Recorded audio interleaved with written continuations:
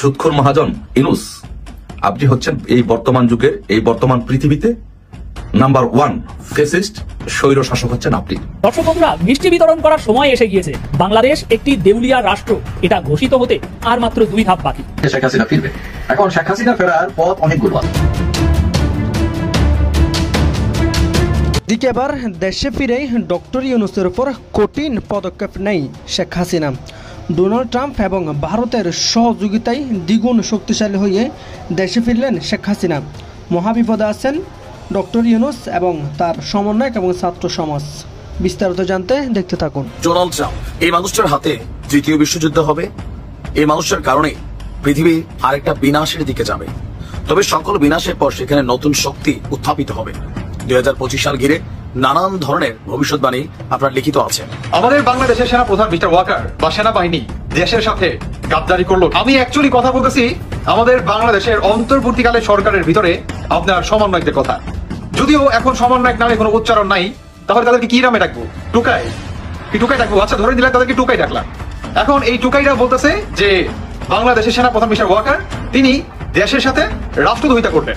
প্রধানমন্ত্রী হিসেবে এই দেশে আসছেন শেখ হাসিনা, এমনই কথা বলে সারা দেশকে নাড়িয়ে দিয়েছেন মাহফুজ আলম। 7 মাস পরে এমন ভাবে কপাল খুলবে আওয়ামী লীগের কেউ ভাবতেই পারেনি। গর্জে ওঠো আরেকবার, একটা টার্গেট কর। কথা রাখছে, আমি আগেই বলেছি যে তবে জবাব যে এইভাবে দিবে সেটা কিন্তু আবার ভাবি নাই। তবে আফসোস কাকুর অবশ্য ধৈর্য বেশি, কিন্তু তারপরেও যেটা মারছে মোটামুটি 3 হাত 3.5 হাত, আর নাম উঠে এসেছে এবার কার। আমি কিন্তু আমাদের দেশের খুব কাছাকাছি আছি। জি আপা, বাংলাদেশের পরিস্থিতি মোটেই সুবিধার নয়, যাকে বলে অরাজক পরিস্থিতি। আমরা যদি দেখি সর্বশেষ, আপনি যদি দেখেন যে এই সরকারের পতনের আগ থেকেই এটা নিয়ে কাজ করা শুরু করেছিল সাংবাদিক ইলিয়াস। এমনকি বিষয়টা নিয়ে তিনি যখন আওয়াজ তুলেছেন, এখানে তার অনেক বক্তব্যে আমাদের সেনাবাহিনীকেই প্রশ্নবিদ্ধ করা হয়েছে। আর এটা নিয়ে আপনারা জানেন যে সেনাপ্রধান ইশারা ইঙ্গিতে কিন্তু একটা বক্তব্য দিয়েছে বিডিআর ইস্যুতে যে ইফ বাট কোনো ধরনের শব্দ নাই, এই ঘটনায় বিডিআরই দায়ী। আসসালামু আলাইকুম ওয়া রাহমাতুল্লাহ। সবাই কেমন আছেন? আশা করি সবাই অনেক ভালো এবং সুস্থ আছেন। সবাইকে স্বাগতম জানাচ্ছি আমাদের আরেকটা নতুন ভিডিওতে। প্রতিদিনের মতো আমি আপনাদের সিরিয়াত ফারুকী আবারও চলে আসলাম নতুন একটা ভিডিও নিয়ে। দর্শক, ইতিমধ্যে আপনারা সবাই দেখেছেন ভিডিওর শুরুতে বেশ কিছু অংশ বিশেষ দেখেছেন, যে অংশ বিশেষগুলো দেখে বুঝতে পেরেছেন আজকের ভিডিওটা কতটা গুরুত্বপূর্ণ হতে চলেছে। তাই আমি আর বিষয়টা নিয়ে বেশি বিস্তারিত বলবো না, কারণ বিস্তারিত বলতে গেলে ভিডিওটা অনেক লম্বা হয়ে যাবে। তাই আমি আর বেশি কথা না বলে আমরা ধারাবাহিকভাবে একটু বাকি অংশগুলো একটু দেখে আসবো। তার আগে আপনাদের কাছে ছোট্ট একটি অনুরোধ জানিয়ে রাখতে চাই, যারা আমাদের ফারুকী অনলাইন ইউটিউব চ্যানেলটিতে এখন নতুন আছেন, প্লিজ দয়া করে আমাদের চ্যানেল সাবস্ক্রাইব করে সাথে থাকবেন। একটি কথা বলতে চাই, আপনি রিয়ালিটি মেনে নেন, রিয়ালিটি মেনে আপনি পদত্যাগ করুন, আপনি এই দেশ ছেড়ে চলে যান, কারণ আপনার দিন শেষ। আপনি রিয়ালিটি মেনে নেন, আপনার পায়ের নিচে কোনো মাটি নেই। আপনি কি জানেন এই বাংলাদেশে এই মুহূর্তে সবচেয়ে জনপ্রিয় নেতাকে? এই দেশে বাংলাদেশে এই মুহূর্তে সবচেয়ে জনপ্রিয় প্রধানমন্ত্রী নেতা হচ্ছেন বঙ্গবন্ধু কন্যা শেখ হাসিনা। এটাই রিয়েলিটি। এই রিয়েলিটি আপনি মেনে নেন, মেনে তার কাছে ক্ষমতা দিয়ে হস্তান্তর করে আপনি বিদায় নেন। মিস্টার ইউনূস, আপনাকে চ্যালেঞ্জ করলাম, চ্যালেঞ্জ, যে আপনি ঘোষণা করেন 24 ঘন্টার নোটিশে আপনি ঘোষণা করেন যে শেখ হাসিনা বাংলাদেশে আসবে, বাংলাদেশে কোনো রক্তপাত হবে না। ঢাকা শহরে শেখ হাসিনা আগামী 24 ঘন্টার মধ্যে আসবে। আপনি বাংলাদেশে 1 কোটি লোক তাকে সংবর্ধনা দিবে। আর অন দা আদার হ্যান্ড আপনার সাথে চ্যালেঞ্জ করলাম, আপনি কোথাও যাবেন, কয়জন লোক হবে? আপনার পুরা রাষ্ট্রীয় মেকানিজম যদি আপনি ব্যবহার করেন, তারপর আপনি 50,000 লোক আপনি জড়ো করতে পারবেন না। This is the reality, this is the fact, is call the popularity. Sheikh Hasina বাংলাদেশে এত জনপ্রিয়, বাংলাদেশের লক্ষ লক্ষ কোটি কোটি মানুষ শেখ হাসিনাকে ভালোবাসে। এই মানুষ এখন বুঝে গেছে যে আপনি আসিয়ার মতো একজন ছোট বাচ্চাকে, অবশ্য শিশুকে ধর্ষণের হাত থেকে বাঁচাতে পারেন না। এই বাংলাদেশের জনগণ বুঝে গেছে যে আপনি নারী সমাজকে রক্ষা করতে পারেন নাই, নারীদের ইজ্জত রক্ষা করতে পারেন নাই, নারীদেরকে তাদের সম্ভ্রম রক্ষা করতে পারেন নাই। কিন্তু এই বাংলাদেশে বঙ্গবন্ধু কন্যা শেখ হাসিনা এক হাতে গোটা বিশ্বটাকে নিয়ন্ত্রণ করেছেন, আরেক হাতে বাংলাদেশের জনগণকে নিয়ন্ত্রণ করেছেন। বাংলাদেশের জনগণকে তার নিরাপত্তার চাদরে, তার ভালোবাসার মমতার নিরাপত্তার চাদরে পুরো বাংলাদেশের নারী সমাজকে সে আগলে রেখেছিল। এটাই রিয়েলিটি, এটাই বাস্তবতা। এই বাস্তবতা, এই রিয়েলিটি মেনে ইউনূস তুমি পদত্যাগ করো, বঙ্গবন্ধু কন্যা শেখ হাসিনার হাতে ক্ষমতা, সাংবিধানিক প্রধানমন্ত্রী বঙ্গবন্ধু কন্যা শেখ হাসিনার কাছে ক্ষমতা হস্তান্তর করে বিদায় নাও। যদি তুমি বিদায় নিতে পারো তাহলে তুমি জানে বেঁচে যাবে, আর যদি তুমি বিদায় নিতে না পারো তাহলে তুমি গণদোলার শিকার হবে। জনগণ তোমাকে এমন ভাবে পিটিয়ে মারবে, জনগণ তোমাকে এমন গণদোলাই দিয়ে তোমাকে মারবে, এই পৃথিবীর ইতিহাসে রচিত হবে এক নতুন অধ্যায়, যে একটি দেশের প্রধান উপদেষ্টা গণদোলার শিকার হয়ে মৃত্যুবরণ করেছেন। এটাই হবে তোমার প্রায়শ্চিত্ত, এটাই হবে তোমার পরিণতি। এই রিয়েলিটি যদি তুমি মেনে নিতে না পারো, তাহলে তোমার অবশ্যই এই পথে তোমার জীবন যাবে। আর যদি তুমি সেই রিয়েলিটি মেনে নাও, পদত্যাগ করে বঙ্গবন্ধু কন্যা শেখ হাসিনার কাছে ক্ষমতা হস্তান্তর করে বিদায় নাও, সুদের ব্যবসা করো, that's good, we don't have any problem with that. But Bangladesh নিয়ে ছিনিমিনি খেলার চেষ্টা করো না। তুমি রিয়েলিটি মেনে তুমি পদত্যাগ। আচ্ছা, যদি তারা দেশের সাথে রাষ্ট্রদ্রোহিতা করে থাকে তাহলে সেটা হচ্ছে ভিন্ন কথা। আর যদি সেনাবাহিনী যদি এই ঘটনা না ঘটায় থাকে তাহলে আসলে কি করবেন? আমি অ্যাকচুয়ালি কথা বলতেছি আমাদের বাংলাদেশের অন্তর্বর্তীকালে সরকারের ভিতরে আপনার সমন্বয়কদের কথা। যদিও এখন সমন্বয়ক নামে কোনো উচ্চারণ নাই, তাহলে তাদেরকে কি নামে ডাকবো? টুকাই? কি টুকাই ডাকবো? আচ্ছা, ধরে নিলাম তাদেরকে টুকাই ডাকলাম। এখন এই টুকাইরা বলতেছে যে বাংলাদেশের সেনাপ্রধান মিস্টার ওয়াকার তিনি দেশের সাথে রাষ্ট্রদ্রোহিতা করলেন। আচ্ছা, তাহলে তিনি কোন অ্যাঙ্গেলে দেশের সাথে রাষ্ট্রদ্রোহিতা করলেন? আচ্ছা, ধরে নিলাম তিনি দেশের সাথে রাষ্ট্রদ্রোহিতা করছেন, তাহলে অন্তর্বর্তীকালে সরকার কেন এটার পদক্ষেপ নিচ্ছে না? এটার জবাবদিহিতা কিন্তু করতে হবে। আর তিনি দেশের সাথে কি এমন রাষ্ট্রদ্রোহিতা করলেন সেটার এভিডেন্স আমরা দেখতে চাই। আর যদি সেনাবাহিনীর প্রধান মিস্টার ওয়াকার তিনি যদি দেশের সাথে কোনো রাষ্ট্রদ্রোহিতা করে নাই কিংবা কোনো ওই ধরনের ছিটাফোটা তার কেরিয়ার ভিতরে নাই, তাহলে যে নাকি বলল তার বিচার কি হবে না? কিংবা তার বিচার কি ডক্টর মোহাম্মদ ইউনূস তিনি করবে? আমি বলতেছি আমাদের বাংলাদেশের অন্যতম একজন সমন্বয়ক আপনার মাহিন, আমি মাহিনের কথা বলতেছি। তিনি আপনার আমাদের বাংলাদেশের সেনাবাহিনীকে ডিরেক্ট বলে দিলেন, যখন নাকি আপনার 26শে ফেব্রুয়ারি আপনার আমাদের বাংলাদেশ সেনা প্রধান মিস্টার ওয়াকার তিনি সেনাবাহিনীর উদ্দেশ্যে একটা ভাষণ রাখেন যে বাংলাদেশের সার্বভৌমত্বকে আমাদের রক্ষা করতে হবে, বাংলাদেশের আমাদের স্বাধীনতাকে রক্ষা করতে হবে, দেশের স্বার্থে আমাদেরকে সব সময় এগিয়ে আসতে হবে এবং নিজেদের ভূমিকা যাতে দেশের জন্য হয়, রাষ্ট্রের জন্য হয়, কোনো নির্ধারিত সরকারে যাতে গোলাম না হয়ে যায়, আমাদের এভাবে থাকতে হবে। আচ্ছা, সেনা প্রধান মিস্টার ওয়াকার তিনি এই কথাগুলো বললেন। আচ্ছা, এই কথার ভিতরে আপনার কাছে আমি অ্যাজ আপনি অডিয়েন্স আমি আপনাকে জিজ্ঞাসা করতেছি, কোন অ্যাঙ্গেলে তিনি রাষ্ট্রদ্রোহিতা করলেন? এই সমন্বয়ক মাহিন তিনি ডিরেক্ট বললেন, যখন নাকি আপনার 26শে ফেব্রুয়ারি সেনা প্রধান মিস্টার ওয়াকার তিনি সেনাবাহিনীর উদ্দেশ্যে এই ভাষণটি রাখেন, ঠিক তখন এই মাহিন এসা এই ধরনের বক্তব্য দেয় যে আপনি দেশের সাথে রাষ্ট্রদ্রোহিতা করতেছেন বা আপনি দেশের সাথে রাষ্ট্রদ্রোহিতা করছেন। তাহলে তিনি যে বক্তব্যগুলো রাখলো যে স্বাধীনতা সার্বভৌমত্বকে রক্ষা করতে হবে, বাংলাদেশের সার্বভৌমত্বকে রক্ষা করতে হবে, দ্যাট মিনস কি? তিনি তো কোনো খারাপ কথা বলে নাই। তাহলে আপনি আসলে কি মিন করতে যাচ্ছেন? যে ৭১-এর এই সার্বভৌমত্বকে রক্ষা করতে চায় এই বাংলাদেশের সেনাপ্রধান মিস্টার ওয়াকার, এতে কি তিনি রাষ্ট্রদ্রোহিতা করে ফেললেন? বলেন, তাহলে আপনারা ডিরেক্ট বলে দেন, মানে আপনাদের জায়গাটা আমি বলতেছি সমন্বয়কদের, তাহলে আপনাদের জায়গাটা আপনি স্পষ্ট ক্লিয়ার করেন যে আপনারা ৭১-এর কে আপনারা মুছে ফেলতে চান, আপনারা বাঙালিত্বকে মুছে ফেলতে চান, আপনারা পাকিস্তানি হতে চান, কিংবা বাংলাদেশটাকে পুনরায় পাকিস্তানে আপনারা বানাতে চান, এইভাবে বলে দেন। যদি আপনারা এভাবে বলেন তাহলে মেনে নিব যে বাংলাদেশের সেনা প্রধান মিস্টার ওয়াকার তিনি দেশের সাথে রাষ্ট্রদ্রোহিতা করতেছে, কারণ এটা তো পাকিস্তান আর তিনি বাংলাদেশ বানাতে যাচ্ছে, তাহলে তিনি পাকিস্তানে বসবাস করে বাংলাদেশ বানাতে চায়, অবশ্যই তিনি দেশের সাথে সেই অ্যাঙ্গেলে রাষ্ট্রদ্রোহিতা করতেছে। আপনারা কি বলেন? আমি ডক্টর ইউনূসের কথা বলতেছি যে তিনি একজন সমন্বয়ক।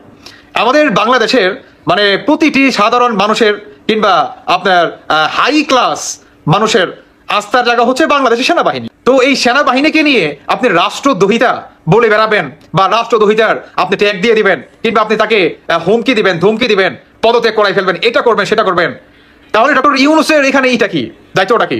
সরকার হিসাবে আপনার দায়িত্বটা কি? আজকে আমরা বাঙালি জাতি আসলে কতটা নিচে নেমে গেলে একজন সমন্বয়ক তিনি ডিরেক্ট বলে দেন যে আপনি দেশের সাথে রাষ্ট্রদ্রোহিতা করতেছেন। আচ্ছা, আমি বলতে চাই এই সমন্বয়ককে যে এই যে আপনারা যে কোঠানা মেধা নিয়ে যে আন্দোলনটি করলেন, আরে 5ই আগস্ট যদি সেনা প্রধান কিংবা সেনাবাহিনী যদি আপনাদের পক্ষ নিয়ে কথা না বলতো কিংবা আপনাদের হয়ে শক্ত অবস্থা শেখ হাসিনার এগেনস্টে যদি না নিত, তাহলে আপনারা কি শেখ হাসিনাকে পতন ঘটাতে পারতেন?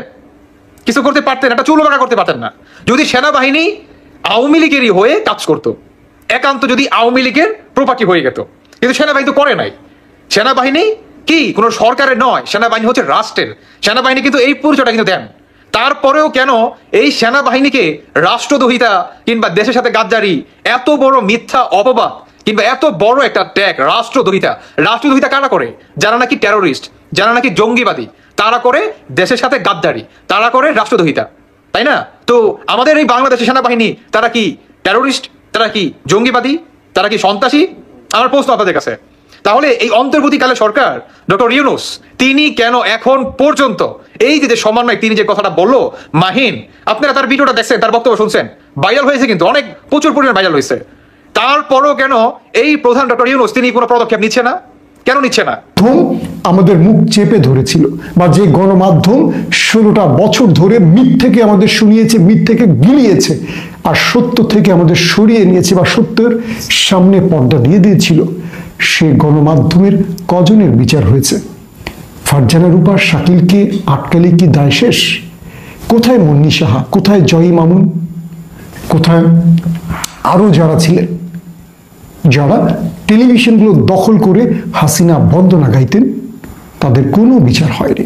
আসলে কেন হয়নি এই বিষয়টি আলোচনার আগে আরো গুরুত্বপূর্ণ কথা হলো, বাংলাদেশের টেলিভিশনগুলোকে আজকে আপনারা যেমন দেখছেন, আপনার কি মনে হচ্ছে এই টেলিভিশনগুলোর চেহারা পাল্টে গেছে বা মানুষগুলো সব পাল্টে গেছে, বা তারা হঠাৎ করে সত্য বলতে শুরু করেছে 5 তারিখের পর? আসলে তা নয়। তাদেরকে উপর থেকে নির্দেশ দেওয়া হয়েছে, তোমরা এই মুহূর্তে চুপ থাকো, ওদের কথাগুলি বলো। কিন্তু ওদের কথাগুলো যখন বলবে, মাঝে মাঝে এমন কিছু কাজ তোমরা করবে বা এমন কিছু তথ্য উপাত্ত হাজির করবে যাতে করে 24-এর চেতনাগুলো ম্লান হয়ে যায়, 24-এর হিরোরা যেন ভিলেন হয়ে যায়, ইউনূস যেন ভিলেন হয়ে যায়, বিএনপি, বেগম জিয়া, তারেক রহমান কিংবা জামাত বা ইসলামী দলগুলো যেন ভিলেন হয়ে যায়। তোমরা এমন কাজ করবে যাতে মানুষ বলতে বাধ্য হয়, আগেই তো ভালো ছিলাম, হাসিনার সময়টি তো ভালো ছিলাম। আজকে দেখেন বাংলাদেশে হঠাৎ করে যখন একটার পর একটা আন্দোলন, মফ তৈরি কিংবা দাবি আদায়ের সড়কে বিভিন্ন গোষ্ঠী রাস্তায় নামলো, সরকার প্রত্যেকটাকে কন্ট্রোল করলো, হঠাৎ করে পশ্চিমবঙ্গের আদলে নতুন করে বাংলাদেশে ধর্ষণের একটা ইস্যুকে সামনে হাজির করা হচ্ছে। হঠাৎ করে পুরুষগুলো একসঙ্গে এরকম খারাপ হয়ে গেল। প্রতিদিনই এখন আমরা দেখছি শিশুদের উপর। কারণ কি? শিশুদের উপর এই ঘটনাগুলো ঘটলে মানুষের কাছে এটা অনেক বেশি মানবিক হয়ে উঠবে, আক্ষেপের কারণ হবে, মানুষ ক্ষুব্ধ হবে, বিক্ষুব্ধ হবে। আমি মনে করি এগুলো কোনো গেমের অংশ হতে পারে, ষড়যন্ত্রের অংশ হতে পারে, বলছি হতে পারে। দর্শক, হঠাৎ করে এই আসিয়াকে ঘিরে মাঠে নামানো হলো লাকিকে। লাকি কিন্তু এতদিন চুপ ছিল। সুবর্ণচরে বিএনপিকে ভোট দেওয়ার জন্য যে কি বলবো, যে মহিলাকে, যার সন্তান ছিলেন, একাধিক সন্তান, যে মাকে আওয়ামী লীগের সন্ডা পান্ডারা নষ্ট করেছিল, তাদের জন্য লাকিরা নামেনি, রোকেয়া প্রাসীরা নামেনি। ডক্টর মোহাম্মদ ইউনূসের সরকার কি ব্যর্থ হতে যাচ্ছে? ডক্টর মোহাম্মদ ইউনূস স্যার যখন ক্ষমতা গ্রহণ করে, আমি তখন একটা কথা বলেছিলাম, আপনারা যারা আমাকে অনেকদিন ধরে দেখেন তারা জানেন। আমি এই কথা বলেছিলাম, ডক্টর মোহাম্মদ ইউনূস স্যার একজন জ্ঞানী লোক, সে বাংলাদেশের জনগণের পালস বুঝবে, সে বেশি দিন ক্ষমতায় থাকবে না। যদি সে বেশি দিন ক্ষমতায় থাকে, বাংলাদেশের জনগণ তাকে পচাবে। সেই পরিস্থিতির দিকে কিন্তু বাংলাদেশ যাচ্ছে। তার বিরুদ্ধে যারা আন্দোলন করে তাকে ক্ষমতায় বসাইছিল, তারাই কিন্তু অনেকেই তার বিরুদ্ধে কথা বলতেছে। এবং মজার ব্যাপার সেটা হচ্ছে, একজন শিক্ষার্থী, আমি এই ভিডিওটা দেখে আসলে আমার নিজেরও কষ্ট লাগছে। একজন শিক্ষার্থী তার পরিবার চালানোর জন্য ফুটপাতে ব্যবসা করে। সে চুরি করে না, সে ছিনতাই করে না, ডাকাতি করে না, সে তার ফ্যামিলিকে চালানোর জন্য, ইয়াং একটা ছেলে, সে ফুটপাতে ব্যবসা করে।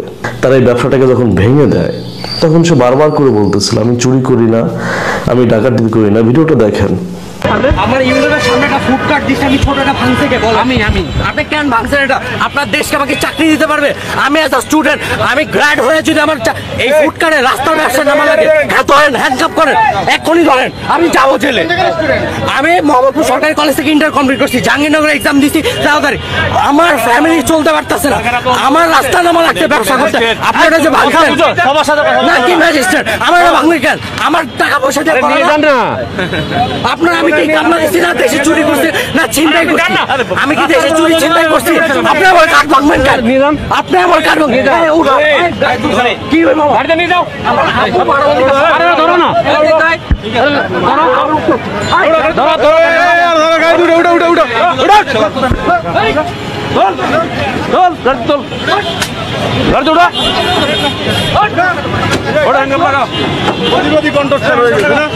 আপনারা তো ভিডিওটা দেখলেন, এই ভিডিওটা দেখে কি বুঝতে পারলেন? পুলিশ আগের রূপে ফিরে যাচ্ছে। পুলিশ যে জনগণের বন্ধু হবে সেটা হয় নাই, কিন্তু এটা বাস্তব উদাহরণ। আমি প্রতিটা থানাতে গিয়ে দেখেন, আগে যে কাজগুলা করতো সেই কাজগুলো এখন ঘটতেছে। আগে বিএনপি নেতা কর্মীদের ধরতো, এখন আওয়ামী লীগের নেতা কর্মীদের ধরে বাণিজ্য করতেছে। ছাত্রলীগের যে কোনো পদে ছিল তাকে হয়। আসসালামু আলাইকুম। বাংলাদেশের ইতিহাসের খুবই দুঃখজনক একটা চ্যাপ্টারের নাম হচ্ছে আপনার বিডিআর। তো সেই বিডিআর কাণ্ডে আমরা যদি দেখি সর্বশেষ, আপনি যদি দেখেন যে এই সরকারের পতনের আগ থেকেই এটা নিয়ে কাজ করা শুরু করেছিল সাংবাদিক ইলিয়াস। এমনকি বিষয়টা নিয়ে তিনি যখন আওয়াজ তুলেছেন, এখানে তার অনেক বক্তব্যে আমাদের সেনাবাহিনীকেই প্রশ্নবিদ্ধ করা হয়েছে। আর এটা নিয়ে আপনারা জানেন যে সেনাপ্রধান ইশারা ইঙ্গিতে কিন্তু একটা বক্তব্য দিয়েছে বিডিআর ইস্যুতে, যে ইফ বাট কোনো ধরনের শব্দ নাই, এই ঘটনায় বিডিআরই দায়ী। তো এটা নিয়ে অলরেডি নানান ধরনের প্রসেসিং চলছে, আলোচনা চলছে। এর মাঝখানে সাংবাদিক ইলিয়াস গতকালকে যেই কাণ্ড করেছেন, এটা সরাসরি সেনাবাহিনীকে চ্যালেঞ্জের মুখে ফেলেছেন। এখন তিনি কিসের বেসিসে এই চ্যালেঞ্জ দিচ্ছেন, আলটিমেটাম দিচ্ছেন? গতকালকেও তিনি তার একটা স্ট্যাটাস দিয়েছেন, সেখানে তিনি লিখছিলেন বিডিআর জওয়ানদের জামিন নিয়ে বেশি বাড়াবাড়ি করলে বিডিআর পর্ব 2 আপলোড দিয়ে দিব। তো দিলে কি হবে? তার বক্তব্য তখন কিন্তু সেনাবাহিনীর অনেকেই লজ্জায় মুখ দেখাতে পারবেন না। ভালোই আগামীকালকে তাদের জামিনের ব্যবস্থা করুন। এর ঠিক কয়েক ঘন্টা আগে তিনি আরেকটা পোস্ট দিয়েছিলেন যে বিডিআর জওয়ানদের আজকে জামিন শুনানি হবার কথা ছিল, মানে বৃহস্পতিবার বা শুক্রবার, কিন্তু বিচারক নাকি সময় পায়নি। অথচ গেল 1 মাস সময় পেয়েছেন তিনি। সরকার, সেনাবাহিনী আর বিচারকদের সম্মিলিত একটা নেগেটিভ ওয়ার্ড ইউজ করেছেন যে ছিনালি চলছে বিডিআর জওয়ানদের সাথে। তারপর তিনি তার যে গতানুগতিক ধারা মেজাজ গরম হলে যা লিখেন, বলছেন যে চুদুর বুদুর করলে বিডিআর পর্বটা আপলোড দিয়ে দেব, অনেকে লজ্জায় মুখ দেখাতে পারবেন না। সেনাবাহিনীর সম্মান রক্ষার্থে অনেক সেন্সর করেছি। যদি বিডিআর জওয়ানদের উপরে জুলুম চলতে থাকে তাহলে কিছু করার থাকবে না, ভালোই রোববার জামিনের ব্যবস্থা করুন। সাংবাদিক ইলিয়াস এবং সেনাবাহিনীর মধ্যে, যদিও সেনাবাহিনী সরাসরি ওনাকে নিয়ে কথা বলে না, কিন্তু উনি যখন সেনাবাহিনী নিয়ে কথা বলেন, এটা আমার ব্যক্তিগত একটা অভিমত যে দিন শেষে যাই হোক, বাংলাদেশের মানুষের সর্বশেষ একটা আস্থা শ্রদ্ধার জায়গা কিন্তু সেনাবাহিনী। যদিও 5ই আগস্টের পর সেনাপ্রধান ওয়াকারুজ্জামান তিনি আওয়ামী লীগ পরিবারের সাথে সম্পর্কিত হওয়ার কারণে পিনাকি ভট্টাচার্য এবং সাংবাদিক ইলিয়াসের রোষানলে কিন্তু তিনি পড়ে আছেন। ইভেন অনেক ধরনের প্রতিদিন নানান ধরনের বক্তব্য পিনাকিদা দিচ্ছেন, ইলিয়াস দিচ্ছেন, বাট এতে সেনাবাহিনীর কিছুটা তো নেগেটিভ ভূমিকা তৈরি হচ্ছে। কারণ আমরা যারা ফ্যান ফলোয়ার আছি, প্রত্যেকটা ব্যক্তি যারা ফলো করি, তার কথার বাইরে মক্কা শরীফের ইমামের কথা বিশ্বাস করি না, সত্যমিতা পড়ে। এটা বাংলাদেশের আমাদের একটা কালচারাল একটা ইস্যু আছে। তো বিষয়টা হয়তো অন্যভাবে যদি কোনো রকম ইস্যু থাকে, এটাকে সর্ট আউট করা জরুরি। সেনাবাহিনীর ইজ্জতে হাত দিলে সেটা বাংলাদেশের ইজ্জতে হাত পড়বে, এটা আমার ব্যক্তিগত অভিমত। হয়তোবা অনেক কিছু থাকতে পারে বিডিআর হত্যাকাণ্ড নিয়ে, সারা বাংলাদেশের মানুষের মনে মনে একটা প্রধান চিন্তা যে এটার পিছনে ভারতের হাত আছে, রয়ের হাত আছে। এটা আমাদের মধ্যে একটা টেন্ডেন্সি হিসেবে আসলেই কাজ করে যে আমরা আমাদের ভাইদের বুকে এভাবে গুলি চালিয়েছি, বিশ্বাসযোগ্য না। তারপর নানান ভিডিও, বক্তব্য, ফুটেজ, এখানে অনেক কিছু প্রশ্নের জন্ম দেয়। তবে যত কিছু জন্ম দেখ, এভাবে সেনাবাহিনীকে হুমকি প্রদান করা অথবা সেনাবাহিনীকে টার্গেট করা, হয়তো শক্ত এভিডেন্স ওনার কাছে আছে, আই ডোন্ট নো, তিনি ভালো জানেন। তো এটাকে থার্ড ওয়েতে আমার মনে হচ্ছে এটাকে নিয়ে কেউ কাজ করা দরকার, কারণ এটা কারোর জন্যই কল্যাণকর না। বিশেষ করে সেনাবাহিনীর যেই সম্মান, ঐতিহ্য, এটা মানুষের কাছে অন্যরকম লেভেলের অলওয়েজ। তো বিডিআর ইস্যুতে কি চলছে আমরা ছোট মানুষ এত কিছু জানি না, বাট বিশ্বগুলো পাবলিক এই ধরনের কথাবার্তা, এটা আসলে কল্যাণকর না, বাংলাদেশের জন্য না, সেনাবাহিনীর জন্য না। আমরা আজকে যে সারা দেশে আলোচিত এবং সমালোচিত যে খবরগুলো আছে, সেগুলো বেশ কিছু ভিডিও আপনাদের মাঝে তুলে ধরার চেষ্টা করেছি, যেগুলো ভিডিও থেকে আপনাদের মতামত অবশ্যই কমেন্ট করে জানাবেন। এখানে আমাদের ব্যক্তিগত কোনো মতামত নেই, আপনারা ইতিমধ্যে ভিডিওগুলো দেখেছেন, যে ভিডিওগুলো দেখে বুঝতে পেরেছেন আজকে ভিডিওটি কতটুকু গুরুত্বপূর্ণ ছিল। তো অবশ্যই যারা এতক্ষণ পর্যন্ত আমাদের সাথে ছিলেন তাদেরকে অসংখ্য ধন্যবাদ জানাই। এখানে শেষ করবো আজকের ভিডিও। ভালো থাকবেন, সুস্থ থাকবেন, আল্লাহ হাফিজ।